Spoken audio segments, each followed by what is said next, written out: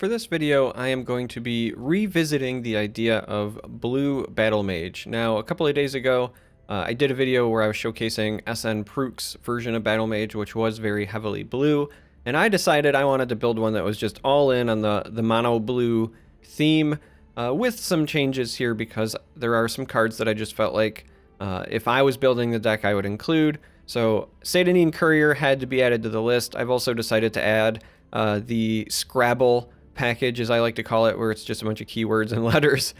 So we got Manic Jack, we got Royal Sage, we got Baron of, I never know if this is supposed to be tier or tear, I don't know, but nonetheless, he's here because he can help give Manic Jack guard, and he also buffs up basically everything in your deck.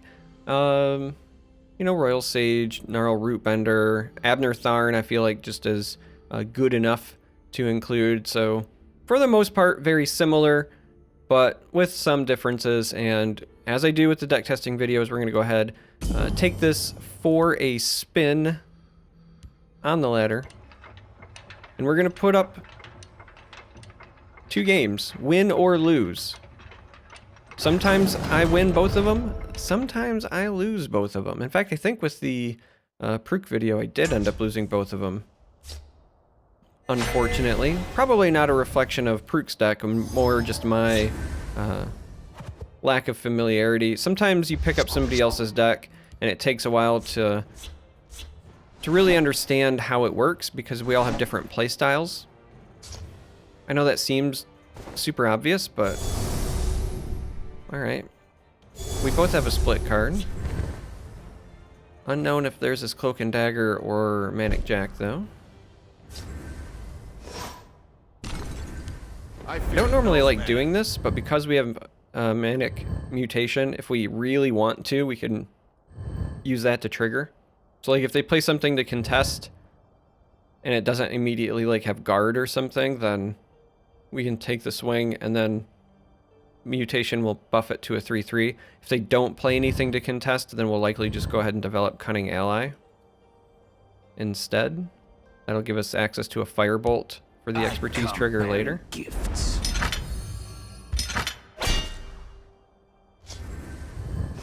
Or, here's a thought, we'll just top deck Firebolt. Go ahead and give ourselves that expertise trigger anyway. And then next turn, if we play Cunning Ally, that'll give us another Firebolt, there, friend. which will trigger our expertise. Let's shed some light on the problem. And we're gonna go ahead and actually just do it. This will end up becoming a 4/2, but again, we're keeping control of the board. Now this next turn, we'll have Manic Jack with the Mutation, which will trigger expertise, so this Wayfarer is going on a journey.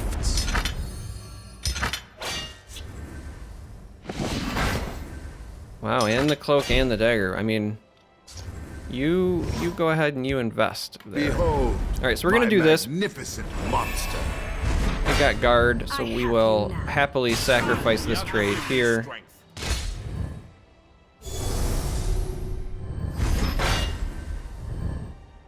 Argument where we could have saved Mutation to play on Rootbender to draw the card. But, okay, so we'll go ahead and shackle here. Let's do the fish stick. Also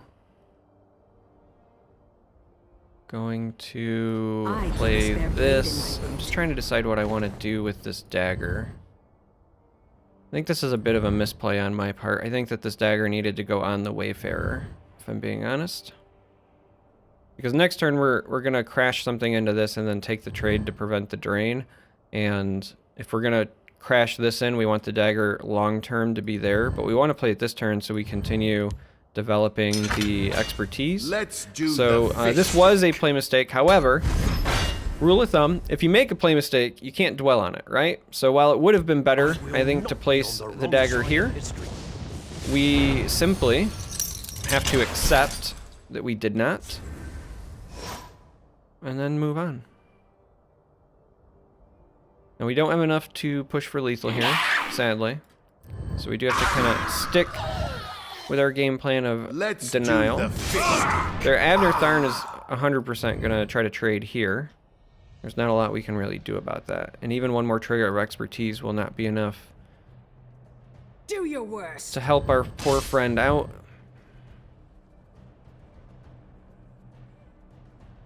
So I think we're just going to go ahead and do this.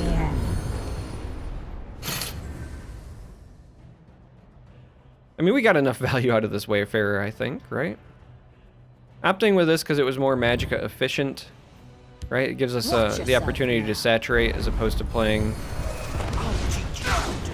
the Conjurer.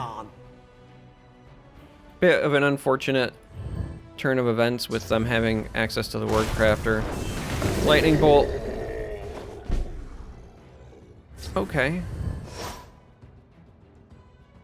Do your worst. I'm ready for you. So I think this turn we're going to save on Kano for the following, so we'll go ahead and dagger here. I'm ready for you. Everything was taken from me. Today, I repay in kind. Actually, so normally I like to place this in places where I want to contest, right? So playing it over here means that if they play something else into the field lane, we'll have access to it. We know that this is going to trade, and so this won't have the opportunity to like get rid of the ward very easily here. However, we really just want to ensure that we get them down to 5. So we wanted multiple ways, even if it's just 1 damage, to make sure that we secure them getting to 5 because we have the Ankano. And this is a good way to do it. I have many important things on my mind. And so there we go. It's a good, solid first game. Kind of showcases what you want to do. You fight for control of the board early. Again, it plays very similar to old blue mid-range in that same regard. You know, if you want to be nostalgic, go back to like the fall of 2017. Back when Atromancer was summoning elephants all over the place. Okay, not bad, not bad. I don't think we keep Abner, even though it's a very powerful card. We want more early game options.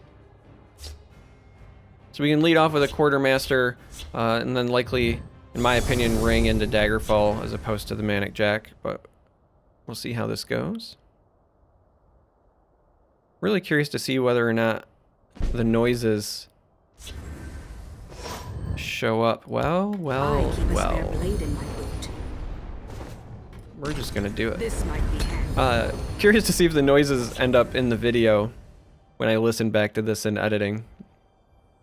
My oldest son is essentially playing a recorder downstairs. You know, those woodwind flute-like instruments? But he's just blowing on it. And I can hear it, but I don't know if the mic can actually pick it up. Do your worst. Alright, well, I think this is a tough call. I really feel like we want to be greedy and develop Manic Jack. Daggerfall gives us better board presence, but Manic Jack into Royal Sage is a really strong opener. Behold, So we're going to go ahead and be greedy here. Monster. They would have to have something like Channeled Storm or a Silence to immediately deal with it. Oh! Well, alright, fine. By the fires We'll of just oblivion, Daggerfall then and move on. I'm ready for you. They had the Channeled Storm. If they didn't have it, then we were looking at a very nice Royal Sage to follow it up. But sometimes you take chances and they don't work out. It was a calculated move. I'm just very bad at math. Yuck, yuck, yuck. Alright, so Varen is annoying, but not the end of the world.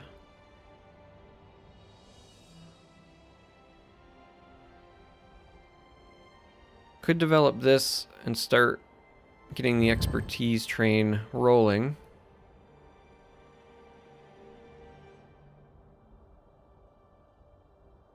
I think that's probably the way to go.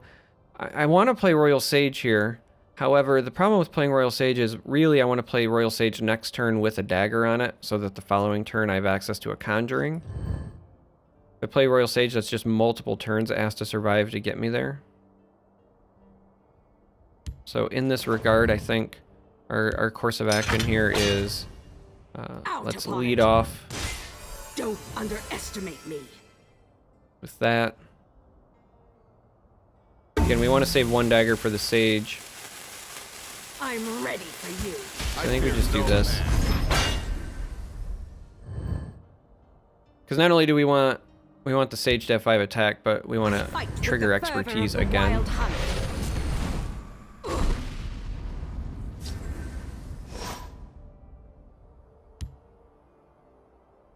Alright, we're going to do this and see if we can roll a ward somewhere. I'm ready for you. We got a ward here as well. Go ahead and do that again for our Give me Skull and pox. expertise.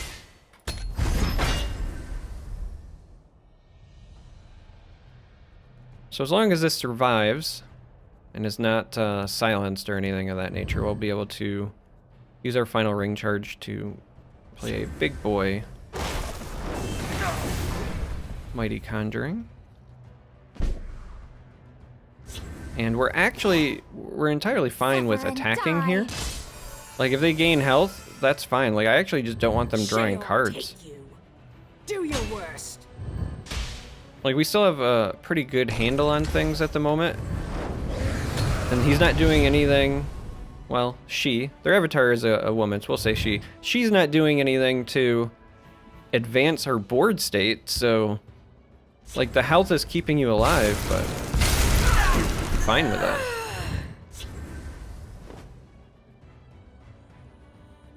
Similarly here, the only thing that really hoses me is a harpy, so again, I think I would rather do this and have them just not draw a card.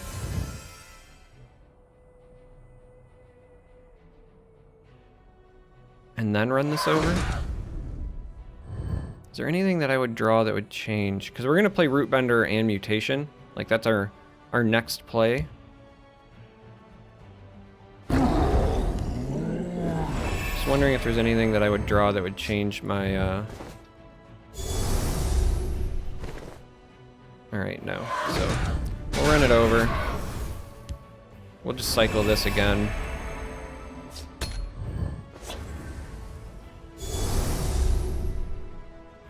So, Varen did a good job of, like, providing health, but that was kind of it. So sometimes Varen can be very, very strong. May the You know, it can ancestors outright bless. just shut down Burn Assassin, for example, but there are also instances where Varen can be a bit of a negative, in my opinion. Alright. I don't think there's a good way to skip runes here in a quality fashion, so I'll just take the insurance here. You're in need of my wisdom.